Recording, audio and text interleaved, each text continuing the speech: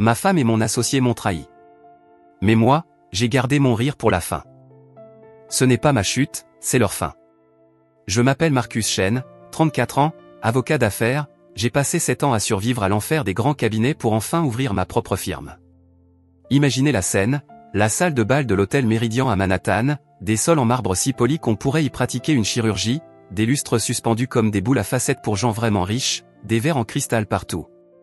C'était l'inauguration du Chen Legal Group, mon nom enfin sur une porte, après des années à vivre de cafés de station-service et de distributeurs automatiques de palais de justice, à faire plus de courbettes qu'un politicien en pleine saison électorale.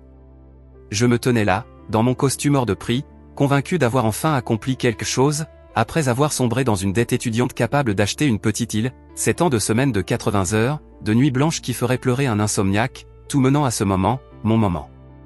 Mon Dieu, à quel point je me trompais. C'était comme croire recevoir une Rolex pour Noël et découvrir un jouet en plastique sorti d'une boîte de céréales. Le premier signe que quelque chose clochait, les murmures. Vous savez comment c'est dans ces soirées mondaines, les gens parlent derrière leur coupe de champagne comme s'ils partageaient des secrets d'État, alors qu'ils ne font que bavarder sur quelle épouse couche avec quel associé. Mais ce soir-là, ces murmures avaient une tension électrique qui me fit dresser les poils de la nuque, comme si j'allais être frappé par la foudre. Je me retournai pour chercher qui servait ce cirque, histoire d'attraper un autre verre et quelques amuse-bouches hors de prix, et c'est là que je la vis. Le moment le plus dévastateur, humiliant et destructeur de mes 34 années sur cette planète. Jessica, ma femme depuis 7 ans, celle qui avait juré de m'aimer, de m'honorer et de me chérir dans la santé comme dans la maladie et toutes ces fadaises de l'hôtel. Au lieu de se tenir à mes côtés, comme une épouse de soutien lors du plus grand soir de ma vie, elle traversait ce sol de marbre impeccable main dans la main avec Daniel Morrison. Pas une main tenue comme pour traverser la rue, non, doigts entrelacés, version roman à l'eau de rose en pleine action. Parlons de Daniel Morrison, car cet homme mérite une entrée à lui seul dans le dictionnaire, à la rubrique ordure de première classe. L'un des avocats d'affaires les plus puissants de New York, costumes italiens sur mesure, facturant plus pour un bouton que ce que gagne un employé moyen en un mois, une réputation telle que les autres juristes l'adorent ou rêvent de sa chute autour d'un latte. Le genre de type qui fait bénir son café par des moines colombiens et, apparemment, avait aussi ma femme. Mais se tenir la main ne suffisait pas pour ce duo infernal, il leur fallait décrocher la médaille d'or de la honte publique. Là, sous les lustres étincelants, devant la moitié de l'élite juridique new-yorkaise, Jessica se pencha et l'embrassa. Pas un baiser poli sur la joue, non, un baiser hollywoodien, du genre je suis folle amoureuse et je me fiche de qui regarde. Le silence qui suivit fut assourdissant, on aurait pu entendre les mâchoires heurter le marbre. Puis, comme si quelqu'un avait appuyé sur un interrupteur, la salle éclata, des rires parcoururent la foule comme une vague de schadenfreude, ce plaisir cruel et coûteux des riches face au malheur des autres. Quelqu'un cria depuis la foule, « Quel mari sans colonne vertébrale tu fais ?» Ces mots me frappèrent comme une gifle, sauf qu'une gifle cesse un jour de brûler, celle-ci s'installa dans mes os. Mon nom, Marcus Chen, que j'avais mis des années à rendre respectable dans le milieu juridique, devenait soudain la chute d'une blague dont je n'étais pas au courant. Les gens imaginaient déjà leurs bons mots sur l'avocat incapable de garder sa propre femme. Mais l'univers n'en avait pas fini avec moi. Jessica s'approcha de moi, une enveloppe à la main, ses ongles parfaitement manucurés brillant sous la lumière. Pas une carte de félicitations, une enveloppe brune, plus lourde qu'elle ne l'aurait dû. Daniel la suivait, tel un prédateur flairant une proie blessée, un sourire carnassier aux lèvres. Ils s'arrêtèrent devant moi, moi dans mon costume soudain devenu un déguisement pour une pièce à laquelle je n'avais jamais auditionné. Daniel donna le coup de grâce, « Ton premier dossier en tant qu'avocat indépendant, dit-il d'une voix claire résonnant dans la salle, sera de finaliser ton propre divorce. Signe ce soir et disparaît. » L'enveloppe me brûlait la main, mais je refusais de leur offrir le plaisir de me voir m'effondrer. Pas ici, pas maintenant, jamais. Les téléphones surgirent plus vite qu'on ne peut dire vidéo virale, et soudain je devenais la vedette d'un épisode de Quand la vie des riches s'effondre, avec flash et murmure en prime.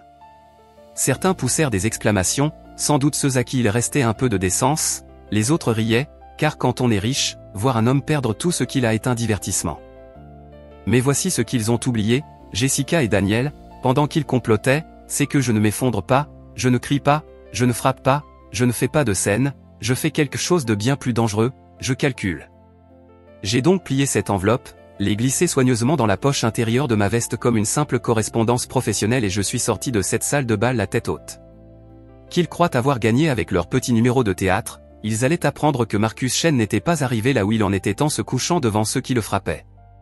Ils pensaient m'avoir détruit avec du papier et une humiliation publique, mais ils avaient oublié un détail crucial, je ne me contente pas de pratiquer la loi, je suis la loi, et le cours allait commencer.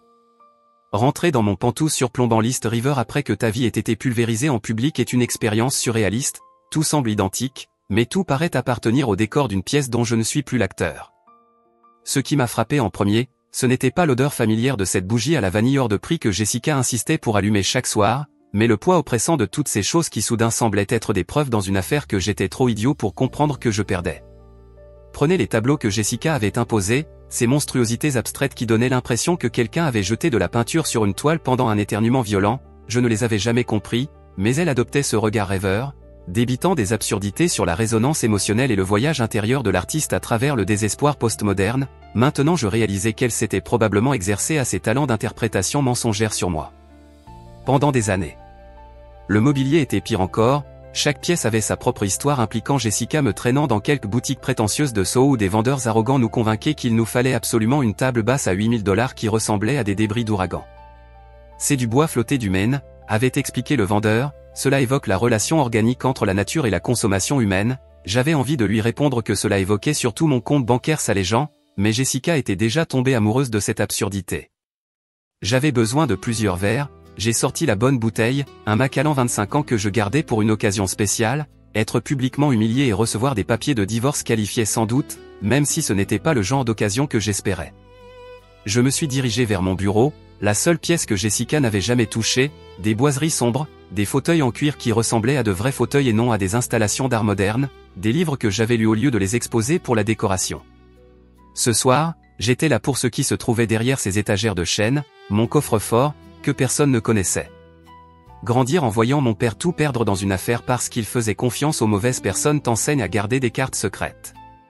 Le coffre contenait des années de documents classés avec une minutie obsessionnelle qui ferait pleurer un bibliothécaire, des classeurs plus épais que les manuels de droit, chacun méticuleusement étiqueté avec chaque contrat, dossier d'investissement, correspondance susceptible de devenir importante, et ce soir, ils allaient devenir très importants. J'ai sorti le classeur étiqueté Morrison & Associates, documentation du partenariat silencieux, et j'ai souri pour la première fois depuis mon entrée dans cette salle de bal. C'était le genre de choses que la plupart trouveraient d'un ennui mortel, mais que je trouvais fascinante, ma participation de 75 millions de $ dans Morrison & Associates. Quand Jessica avait commencé à travailler pour Daniel, elle rentrait à la maison en vantant son génie et l'innovation de son cabinet, et moi, mari aimant et solidaire, j'avais décidé de soutenir l'effort en devenant un associé silencieux dans l'entreprise de son patron. Cela semblait gagnant-gagnant à l'époque. Jessica travaillait dans un cabinet où son mari investissait, Daniel recevait le capital pour se développer, et moi, j'avais une place au premier rang pour regarder mon argent fructifier. Tout en soutenant la carrière de ma femme. Qu'est-ce qui pouvait mal tourner? Beaucoup de choses, apparemment. Mais ma paranoïa, mes pratiques commerciales prudentes, m'ont été utiles, car chaque clause était conçue avec des stratégies de sortie. Je n'avais pas simplement remis 75 millions de $ à Daniel en espérant le meilleur, j'avais structuré cet investissement comme une forteresse, avec des voies d'évasion et des plans de contingence, suffisamment de petits caractères juridiques pour étouffer un tribunal plein d'avocats. La clause pertinente se trouvait enfouie dans la section 11.4, en cas de violation du devoir fiduciaire par un associé, les contributions de capital peuvent être récupérées intégralement sans préavis, à condition que la dite violation soit démontrée par des preuves documentaires ou un témoignage. Violation du devoir fiduciaire, la phrase magique. Utiliser sa position pour séduire l'épouse de son associé commercial qualifié sans équivoque. L'humiliation lors de l'inauguration de mon cabinet, le baiser public sous les lustres, Daniel me tendant les papiers du divorce en ricanant, tout cela devant 200 des plus grands juristes de New York. Le verre de whisky à côté de moi était presque vide tandis que je parcourais chaque document, recoupant les contrats, vérifiant les dates, m'assurant que ce que j'étais sur le point de faire était légal et inattaquable, car s'il y a bien une chose pire que d'être humilié en public, c'est d'être humilié puis arrêté pour fraude. Mes doigts restaient suspendus au-dessus du clavier, une minuscule part de moi se demandant si je franchissais une ligne que je ne pourrais plus jamais effacer, puis je me suis souvenu du visage de Jessica. Morrison traverse une sorte d'effondrement émotionnel, les associés l'avaient envoyé avec un cadre de résolution proposé, en gros des concessions destinées à me convaincre de remettre de l'argent et à faire comme si Daniel ne m'avait pas humilié publiquement tout en couchant avec ma femme. Ils ont offert une augmentation de la répartition des bénéfices, un siège officiel au conseil de partenariat, voire des droits de dénomination sur des bureaux satellites, une offre assez généreuse qui aurait pu séduire si j'avais été motivé par l'argent ou le prestige au lieu d'une bonne vieille vengeance. Je vous remercie d'être venu, ai-je dit, mais je crains devoir décliner leur généreuse proposition. À la place, je lui ai remis mon enveloppe scellée contenant mes exigences réelles, non conçues pour la négociation mais pour préciser qui tenait toutes les cartes. Remettez cela en main propre à Daniel et à Jessica, ils ont 24 heures pour répondre. Monsieur Chen, dit-elle doucement, qui a-t-il dans cette enveloppe? Je lui souris, un sourire qui semblait amical mais dont le tranchant se faisait sentir. Justice, Sophie, juste un peu en retard, justice à 9 heures précises, parce que la ponctualité est un outil quand on détruit le monde de quelqu'un. J'ai franchi les portes vitrées de Morrison & Associates comme si je possédais l'endroit, ce qui techniquement était en partie vrai. Le hall d'accueil bourdonnait d'une énergie nerveuse que l'on voit dans les services d'urgence. Le personnel regroupé chuchotait, les téléphones sonnaient sans arrêt, atmosphère générale de mon Dieu que se passe-t-il, étonnant comme le chaos peut être satisfaisant quand on l'orchestre au lieu de s'y noyer. Je traversais les couloirs, dépassais des bureaux où de jeunes associés passaient des coups de fil frénétiques et où des partenaires seniors tenaient des conversations feutrées qui s'interrompaient net à mon passage. L'empire que j'avais financé ressemblait à un navire en train de sombrer. Avec tout le monde sachant exactement qui détenait les bouées de sauvetage, la salle de conférence principale était un monument à l'intimidation corporative, des fenêtres manhattanaises du sol au plafond, une table pouvant accueillir 30 personnes, des surfaces polies à même d'aveugler si la lumière les frappait, conçues pour faire sentir les clients petits et les partenaires puissants, mais aujourd'hui les faits étaient inverses, la poignée de personnes éparpillées autour de cette table massive ressemblait à des rescapés de naufrage essayant de deviner où se trouvait la terre. Daniel était assis à la tête naturellement, même en pleine crise financière certaines personnes s'agrippent au symbole d'autorité, mais s'il affichait confiance et contrôle, il échouait spectaculairement, son costume habituellement parfait paraissait froissé, les cheveux en désordre comme s'il se les était passés dans les mains toute la nuit, la mâchoire contractée au point que je craignais qu'il ne se casse une dent. Jessica était assise à sa droite, la voir ainsi, non pas comme ma femme ou bientôt mon ex, mais comme co-autrice de sa propre chute professionnelle était surréaliste, elle paraissait plus petite d'une certaine manière, comme si le poids de la culpabilité pesait physiquement sur ses épaules, maquillage parfait, tenue immaculée, mais quelque chose de creux dans ses yeux laissait entendre qu'elle commençait à comprendre l'ampleur de la tempête qu'ils avaient créée. Les autres partenaires, disposés autour de la table comme des pièces d'échecs, calculaient chacun leur chance de survie si le cabinet coulait. Margaret Hoffman, spécialiste du contentieux d'entreprise qui m'avait toujours regardé avec une condescendance à peine dissimulée, David Parr comme fusion et acquisition qui se prenait pour un don divin de la haute finance, Patricia Walsh, experte en droit du travail qui avait sans doute passé la matinée à rechercher si la guerre financière constituait un motif de harcèlement. En milieu de travail, je pris place en face de Daniel, posai ma serviette sur la table d'un bruit satisfaisant et souris au groupe rassemblé comme si nous discutions des résultats trimestriels au lieu de la destruction complète de leur vie professionnelle. Bonjour à tous, dis-je d'un ton enjoué et professionnel. Je comprends que vous vouliez discuter de ma demande de retrait. Daniel s'éclaircit la gorge, la voix tendue comme quelqu'un qui fait de son mieux pour paraître raisonnable alors qu'il hurle intérieurement. Marcus, je crois qu'il y a un malentendu, l'accord de partenariat que vous citez, section 11.4, je l'interrompis en ouvrant ma serviette et en sortant des documents plus épais que des annuaires téléphoniques, clause de manquement aux devoirs fiduciaires. J'avais apporté des copies pour tout le monde au cas où vous voudriez rafraîchir votre mémoire sur ce que vous avez signé il y a 7 ans. Je commençai à distribuer les documents avec la précision méthodique d'un croupier de poker à enjeux élevés, termes de récupération d'actifs, procédure de retrait, précédents juridiques, déposition de témoins de l'incident dans la salle de bal de l'hôtel.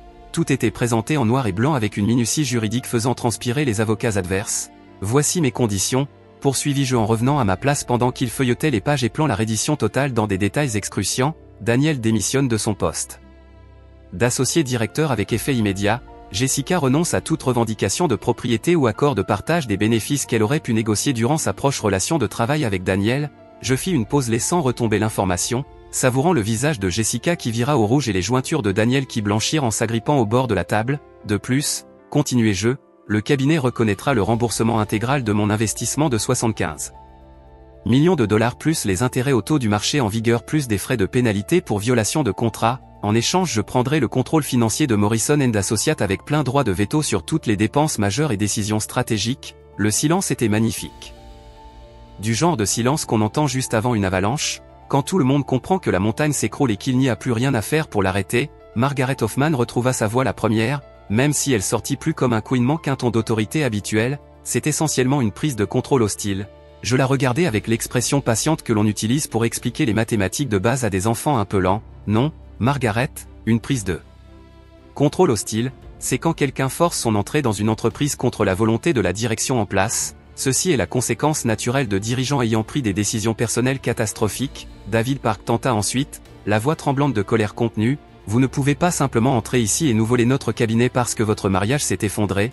Je ne vole rien, répondis-je calmement, je recouvre un investissement fondé sur la confiance et la conduite professionnelle. Lorsque cette confiance a été violée publiquement et délibérément, les clauses de notre accord se sont enclenchées automatiquement. Si cela vous pose problème, je vous suggère d'en parler à vos avocats. Oh, attendez, vous êtes des avocats, comment ça se passe pour vous? Patricia Walsh, qui griffonnait furieusement des notes pendant toute la conversation, leva la tête avec l'expression désespérée de quelqu'un cherchant des arguments juridiques dans le vide. Il doit bien y avoir un processus d'arbitrage, une manière de négocier. Il y en a un, dis-je en faisant glisser un autre document sur la table. Il s'appelle signer ces papiers et accepter la réalité. Vous avez jusqu'à 17 heures aujourd'hui. Un par un je les observais comprendre qu'il n'y avait aucune issue, aucune faille légale, aucune stratégie brillante pour les sauver de leurs propres actes.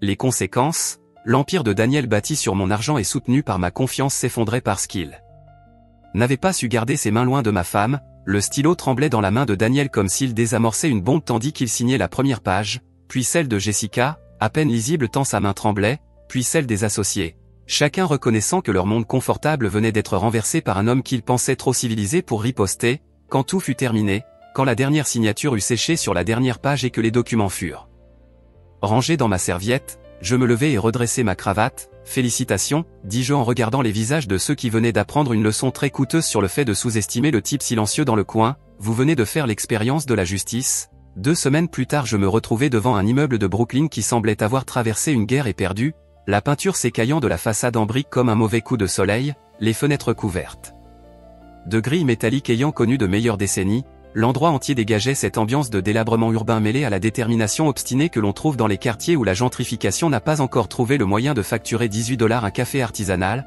Ce n'était pas là que Marcus Chen, tout nouveau propriétaire de Morrison & Associates, menait habituellement ses affaires. Mes lieux habituels impliquaient des halls en marbre, des portiers connaissant votre nom et votre commande de café, des salles de réunion avec vue coûtant plus cher au mètre carré que la plupart des salaires annuels. Mais Patricia Wells m'avait spécifiquement recommandé cet endroit et quand une femme avec la réputation de Patricia pour couper court aux bêtises juridiques vous dit d'aller voir quelque chose, vous écoutez. L'enseigne au-dessus de la porte indiquait Unity Legal Collective en lettres probablement peintes à la main durant l'administration Clinton. Pas vraiment de quoi inspirer confiance en un vernis professionnel, mais il y avait là quelque chose d'honnête, ce qui me manquait dans mon monde de tours de verre et de comptes de frais.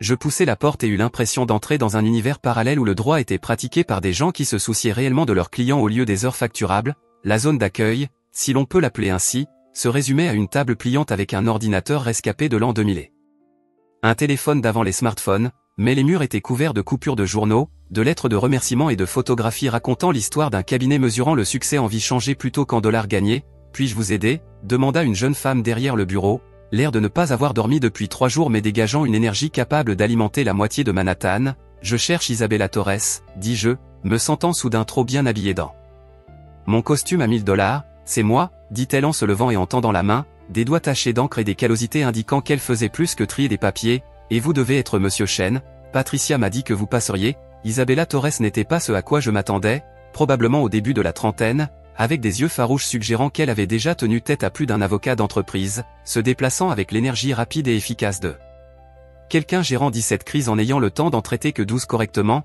Elle me guida à travers un labyrinthe de cloisons où de jeunes avocats penchés sur des ordinateurs dignes de musée, téléphones collés à l'oreille, naviguaient dans les cauchemars bureaucratiques de clients ne pouvant se permettre les cabinets facturant $500 de l'heure pour le privilège d'être mis en attente. Nous arrivâmes dans son bureau, en gros un ancien débarras reconverti avec une fenêtre donnant sur un mur de briques, un bureau enseveli sous des dossiers, une étagère rafistolée au ruban adhésif, une cafetière semblant sortie d'une décharge de relais routiers, du café, proposa-t-elle en désignant la machine avec une expression résignée suggérant qu'elle connaissait déjà la réponse probable.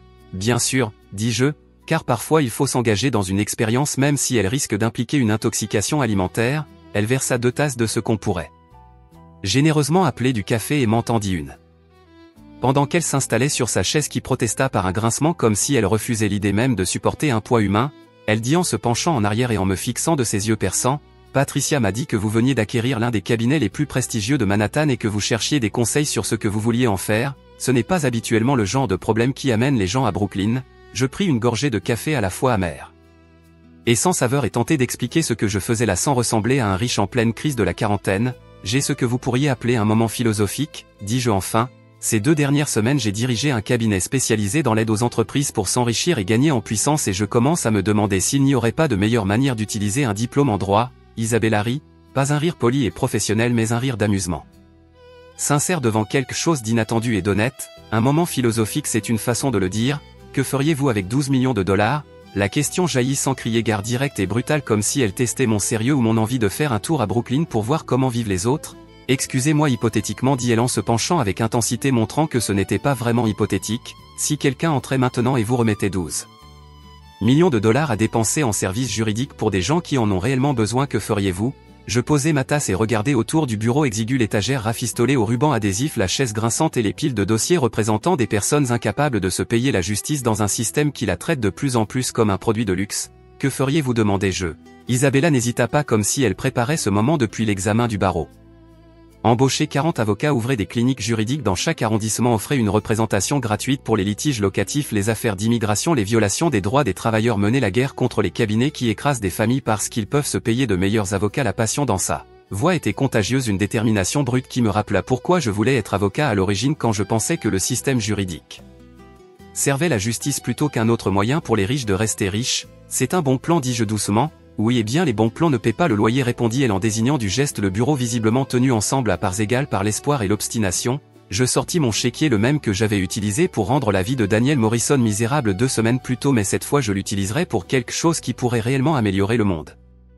J'écrivis un chèque de 12 millions de dollars, le découpai et le tendis à Isabella Torres, qui regarda le chèque comme si je lui avais remis une grenade en marche. C'est quoi ce truc, chuchota-t-elle. Justice, dis-je en me levant et en tendant la main, ou du moins un acompte sur elle.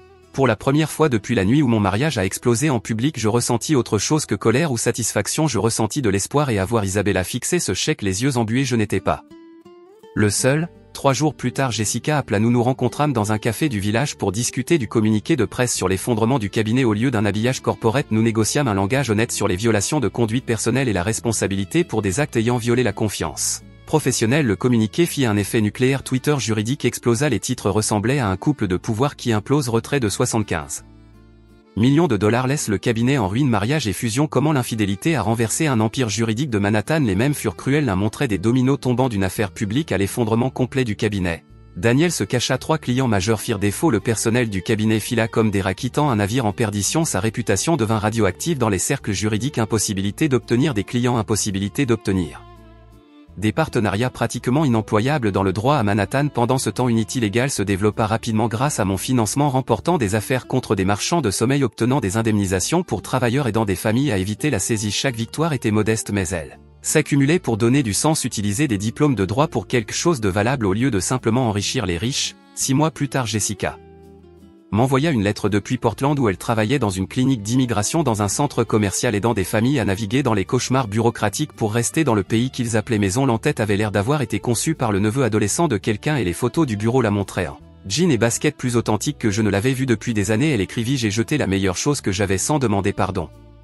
Juste pour te dire que je suis enfin différente. Je rangeai la lettre dans le tiroir de mon bureau à côté des autres documents qui avaient changé ma vie. Plus de colère, juste une tristesse lointaine pour ce qu'elle aurait pu être si elle avait compris cela 7 ans plus tôt. Columbia me proposa des conférences invitées sur l'éthique des entreprises, des éditeurs voulurent des droits de livres, des réalisateurs de documentaires appelèrent pour un film sur l'intersection de la trahison personnelle et la guerre financière. J'élargissais Unity Legal à 3 arrondissements tout en enseignant aux étudiants en commerce des stratégies créatives d'exécution contractuelle. La réputation de Daniel resta radioactive. La dernière nouvelle était qu'il envisageait de déménager au Nebraska. Moi je vis bien au-delà de leur trahison, la rendant complètement hors de portée pour mon succès. Il s'avéra que la meilleure vengeance n'est pas de détruire quelqu'un, c'est faire de sa trahison le catalyseur pour construire quelque chose de significatif qu'ils ne pourront jamais atteindre.